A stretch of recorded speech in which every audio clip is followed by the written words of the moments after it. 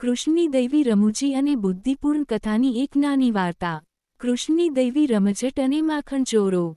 શાંતિમય વૃંદાવન ગામમાં હંમેશા બાળકોની હસતી અને ગાતા અવાજોથી વાતાવરણ ભરી જતું। આ આનંદના કેન્દ્રમાં હતો કૃષ્ણ, રમૂજી અને શરારતિયાળ નાનો બાળક, જેનો સ્મિત તો અંધકારમય દિવસને પણ પ્રકાશિત કરી દેતો। તેની મોહક બાંસરીની ધૂન અને માખણ પ્રત્યેનો પ્રેમ માટે કૃષ્ણ બધાનો પ્રિય હતો। એક ધુપિયાળ સવાર, ગામની સ્ત્રીઓ તહેવાર માટે મીઠાઈ બનાવવાના ન્યૂનતમ તાજા, મસ્તૂર માખણ ચૂરતી હતી। પણ તેમને ખબર નહોતી કે કૃષ્ણ અને તેના મિત્રો પહેલેથી જ મહાન માખણ ચોરી યોજી રહ્યા હતા।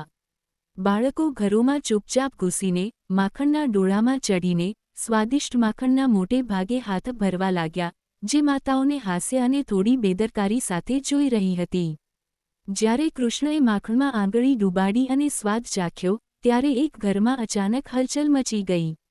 એક માતાએ તેને પકડ્યું, પણ દંડ આપવાની બદલે તે હસવા લાગી, તેની અપ્રતિરોધી આકર્ષણથી મોહિત થઈ।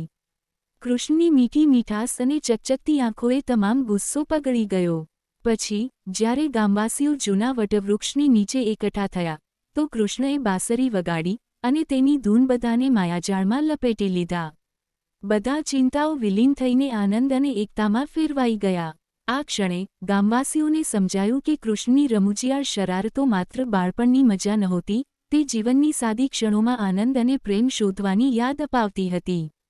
અને આ રીતે, માખણની ચોરી અને દૈવી સંગીતની કૃષ્ણની વાર્તાઓ પેઢીદારોમાં પ્રેમથી વહેંચાતી કથાઓ બની ગઈ, એક એવા બાળકની જે દુનિયાને શીખવી ગયો કે આનંદ, પ્રેમ અને હાસ્ય સૌથી મોટી આશીર્વાદ છે।